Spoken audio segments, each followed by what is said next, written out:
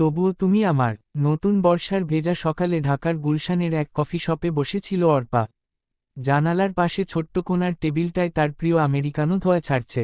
বাইরে নরম বৃষ্টির ফোঁটা পড়ছে টিনের ছাদে, একঘেয়ে শব্দ, কিন্তু অর্পার মন শান্ত না। তার চোখ বারবার ফোনের স্ক্রিনে চলে যায়। সিন লেখা হলেও রিপ্লাই আসেনি। শুভ্র সাথেই আজ দেখা হওয়ার কথা। 4 বছর পর। এত বছর পরে দেখা করতে রাজি হয়েছিল শুভ্র, যদিও বিন্দুমাত্র উচ্ছ্বাস দেখায়নি। অর্পার মনে পড়ে যাচ্ছিল সেই দিনগুলো, বুয়েটের আর্কিটেকচার ডিপার্টমেন্ট, সেই লাইব্রেরির কোনায় বসে সিভিক ডিজাইন নিয়ে আলোচনা, কিংবা টিএসসির সামনে চায়ের দোকানে ঘন্টার পর ঘন্টা কথা বলা। সেই শুভ্র, যে বলতো, জীবনে একটাই সার্টেনটি আছে, তুই। কিন্তু সব কিছুর পরেও অর্পাকে কিছু না বলেই চলে গিয়েছিল সে। বিদেশে স্কলারশিপ নিয়ে চলে যাওয়া ছিল হঠাৎ সিদ্ধান্ত। যাওয়ার সময় একটুও মুখ ফুটে বলে যায়নি কেন। অর্পা শুধু পেয়েছিল একটা মেইল, আমি যাচ্ছি, ভালো থাকিস। সে চিঠিতে শুভ্র লিখেছিল, আমি জানি, তোকে না বলে চলে যাচ্ছি এটা অন্যায়। কিন্তু তোর জীবনে আমি বাধা হতে চাই না। আমি ফিরে আসব, যদি তুই তখনও অপেক্ষা করিস। 4 বছর অর্পা অপেক্ষা করেছে। সম্পর্ক, পরিবার, বিয়ের প্রস্তাব, সব কিছু এক পাশে সরিয়ে রেখেছে। শুধু শুভ্র ফিরে আসার আশায়। আজ সে এসেছে, দেখা হবে কিনা তা নিশ্চিত না। তবুও অর্পা অপেক্ষা করছে। হঠাৎ দরজার ঘণ্টা বেজে উঠল। অর্পা চোখ তুলে তাকালো। শুভ্র, একটু ভারী চুল, চোখে একটা আলাদা ভার, আর মুখে সেই পুরনো শান্ত চেহারা। তাদের চোখাচোখি হলো, কেউ কিছু বলল না। শুভ্র এগিয়ে এসে বসে পড়ল টেবিলের অপর পাশে। তুই। অর্পা কিছু বলার আগেই শুভ্র বলল, আমি জানি, অনেক দেরি হয়ে গেছে। অর্পার চোখে পানি এসে গেল। এই 4 বছর যেন চোখের সামনে ঘুরে গেল। তুই ভালো আছিস? শুভ্র জিজ্ঞেস করল। ভালো তো হবার কথা না, অর্পা বলল হালকা হাসি দিয়ে, তুই ছিলি না। শুভ্র চুপ। একটা দীর্ঘ নীরবতা, তারপর ধীরে ধীরে তাদের কথোপকথন শুরু হলো। যেন একটা বন্ধ দরজা খুলে যাচ্ছে, যেখানে জমে থাকা অভিমান, ভালোবাসা, ভুল বোঝাবুঝি সব একে একে বের হয়ে আসছে। 4 বছর আগে ঢাকা বিশ্ববিদ্যালয়ের লাল মাঠে বসে আকাশ দেখছিল অর্পা। তার হাতে একগাদা স্কেচ, আর্কিটেকচারের ক্লাসে জমা দিতে হবে কাল, অথচ মনটা ভীষণ অস্থির।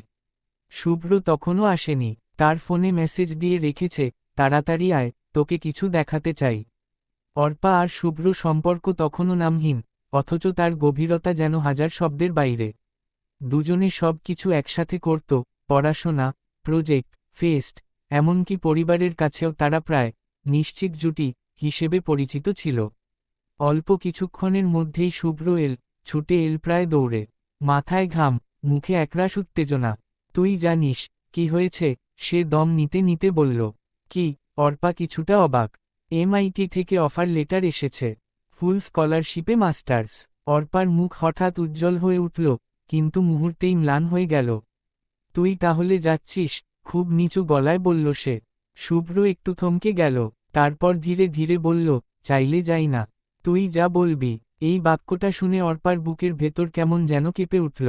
তার স্বপ্ন ছিল শুভ্র একদিন বিশ্বজুড়ে কিছু করবে। তার ডিজাইন ছড়িয়ে পড়বে ম্যাগাজিনে, বড় বড় প্রকল্পে।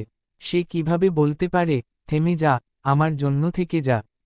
কিন্তু একটা ভয়ও তাকে কুরে কুরে খাচ্ছিল, যদি শুভ্র চলে যায়, আর কখনো না ফিরে।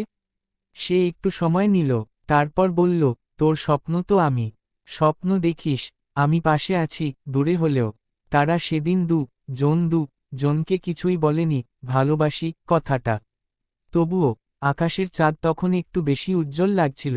বর্তমানে কফি শপে বসে অর্পা অতীতের কথা মনে করতে করতে বলল, তুই কেন চিঠিতে লিখলি, ফিরে আসব, যদি আমি তখনও অপেক্ষা করি? শুভ্র তাকিয়ে বলল, কারণ আমি জানতাম না আমি ফিরতে পারবো কি না। আমি জানি না তুই কতটা কষ্ট পাস। আর আমি ভীতু ছিলাম অর্পা। ভীতু? হ্যাঁ, আমি ভাবতাম তুই হয়তো কারো সঙ্গে সুখে থাকবি, আমার ফিরে আসাটা হয়তো সবকিছু নষ্ট করবে। তুই জানিস, তুই না থাকলে আমি কেমন ছিলাম? অর্পার চোখে তখন জমে থাকা কান্না।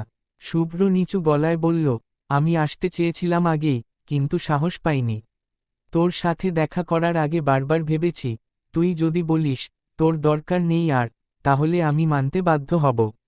অর্পা চোখ মুছল, তার কণ্ঠ ধীরে কিন্তু দৃঢ়, তুই চলে যাওয়ার পরেও প্রতিদিন ভেবেছি তুই ফিরবি, আমার জন্য না হোক, তোদের ভালোবাসার কথা মনে রেখেই ফিরবি। তুই ফিরেছিস, সেইটুকুই অনেক। এইভাবে তাদের গল্প এগিয়ে চলে পুরনো স্মৃতি, বর্তমান দ্বিধা আর ভবিষ্যতের অনিশ্চয়তার মাঝে। এমআইটি এর প্রথম শীতকাল শুভ্র জন্য ছিল এক অজানা যন্ত্রণার সময়। নতুন শহর, নতুন মানুষ, আর প্রতিটি দিনেই অর্পার অনুপস্থিতি তার হৃদয়ে বেদনার মতো বাজত। ক্লাস, প্রজেক্ট, গবেষণা, সবকিছুই চলছিল ঠিকঠাক, কিন্তু মন, তা যেন প্রতি রাতে একা বিছানায় অর্পার কণ্ঠ খুঁজে ফিরত। শুভ্র রুমমেট, স্পেনের হাভিয়ের একদিন জিজ্ঞেস করেছিল, তোমার কোনো প্রেমিকা নেই? শুভ্র বলেছিল, আছে, তবে সে আমার দেশেই থাকে। আমাদের মাঝে দূরত্বটা বড়। হাভিয়ের হেসে বলেছিল, দূরত্ব, যদি সত্যি ভালোবাসা থাকে, কিছু না। তবে অপেক্ষা, সেটা সবার কপালে জোটে না। শুভ্র কানে যেন ঘুম ধরিয়ে দিয়েছিল কথাটা। সত্যিই তো, যদি অর্পা কাউকে খুঁজে নেয়, যদি এই 4 বছর তাকে ভুলে যায়। প্রথম 6 মাস শুভ্র নিজেকে ব্যস্ত রেখেছিল। তবে তারপর সে লিখে ফেলেছিল এক ডায়েরি, অর্পাকে উদ্দেশ্য করে, কিন্তু কখনো পাঠায়নি। অর্পা, আজ প্রথম তুষারপাত দেখলাম। সাদা চারপাশ, কিন্তু চোখে জল এল তুই থাকিস না বলে। জানি না তুই ভালো আছিস কি না, আমার খবর রাখিস কি না। আমি শুধু জানি, তুই এখনো আমার প্রতিটি স্কেচের প্রথম রেখা। অন্যদিকে, অর্পা ঢাকায় ধীরে ধীরে নীরব হয়ে উঠেছিল। আগের সেই প্রাণবন্ত, কথা বলা মেয়েটা যেন কাগজের মানুষ হয়ে গিয়েছিল। বন্ধুরা দূরে সরে গেছে, মা বাবা চিন্তিত, কেন এতগুলো প্রস্তাব ফিরিয়ে দিচ্ছে। তোর জীবন তো আর থেমে নেই। একদিন তার বান্ধবী পূর্ণা বলেছিল, তুই কিসের জন্য এতটা আঁকড়ে ধরে আছিস? অর্পা উত্তর দিয়েছিল একটাই বাক্যে, ভালোবাসা যদি অপেক্ষা না করতে পারে, তবে সেটা ভালোবাসাই নয়। সে নিজেও লিখতে শুরু করেছিল। প্রতি মাসে একটি চিঠি লিখত, শুভ্র উদ্দেশ্যে, কিন্তু কখনো পোস্ট করত না।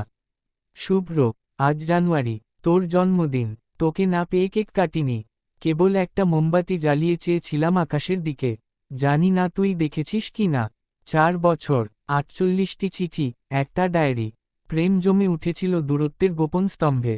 বর্তমানে, অর্পা ব্যাগ থেকে একটি ছোট্ট খাম বের করল। তোর জন্য কিছু এনেছি। শুভ্র অবাক হয়ে খামটা হাতে নিল।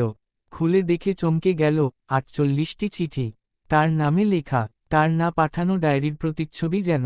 তুই লিখেছিস? শুভ্র ফিসফিস করে জিজ্ঞেস করল। হ্যাঁ, অর্পা হাসল, প্রতি মাসে। তুই তো উত্তর দিসনি, তাই নিজের মনেই বলতাম। এখন ভাবলাম, তোকে দিয়ে দিই। শুভ্র চোখে পানি চলে এল। এই এতটুকু খাম, যেন শত শত আকাশভরা ভালোবাসা। এক চিরন্তন ভালোবাসার পরিণতি। ফুল ফুটেছিল বিকেলের আলোয়, নীল শাড়িতে অর্পা দাঁড়িয়েছিল বাড়ির ছাদে। চারদিক থেকে অতিথিরা আসছে, আজ তার বাগদান। তবে সে নিজেই নিশ্চিত ছিল না, এ বাগদান কাকে নিয়ে। শুভ্র তো চলে গেছে। কথার মাঝপথে, আবারও, হঠাৎ সে সিদ্ধান্ত নিয়ে ফেলেছিল, তুই ডিজার্ভ করিস কারো এমন একজনকে, যে তোর পাশে থাকবে সব সময়। আমি তো পারি না, অর্পা। অর্পা চুপচাপ বলেছিল, ভালোবাসা থাকা আর থাকা না থাকার মাঝে সবচেয়ে কষ্ট হয় সেই ধোয়াটে সময়টায়, যখন কিছুই নিশ্চিত নয়। তুই অন্তত নিশ্চিত করিস, থাকবি না তো বলেই যা। শুভ্র কিছু বলেনি, শুধু চলে গিয়েছিল।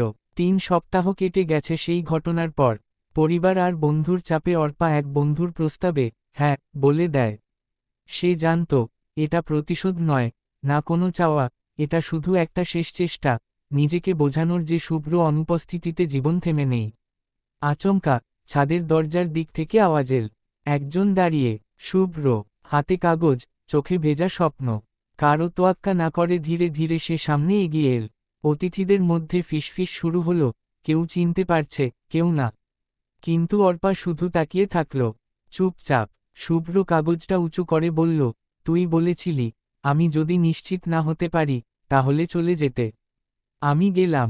এই 3 সপ্তাহে বুঝলাম, আমি যত দূরে যাই, তুই থাকিস আমার কাছে, হাওয়ার মতন, ছায়ার মতন। আমি নিশ্চিত হয়েছি, আজ আমি জানি, আমি ভালোবাসি তোকে, ভালোবাসব। অর্পার চোখ ছলছল করছে। সে এক পা এগিয়ে এসে বলল, তুই এবার নিশ্চিত, কিন্তু আমি কি পারবো আবার বিশ্বাস করতে? শুভ্র বলল, বিশ্বাস চাওয়ার যোগ্য হয়েছি কিনা জানি না, তবে তুই যদি বলিস, অপেক্ষা কর, আমি করব। বল, তুই আবার নতুন করে আমায় চিনতে চাইবি কিনা?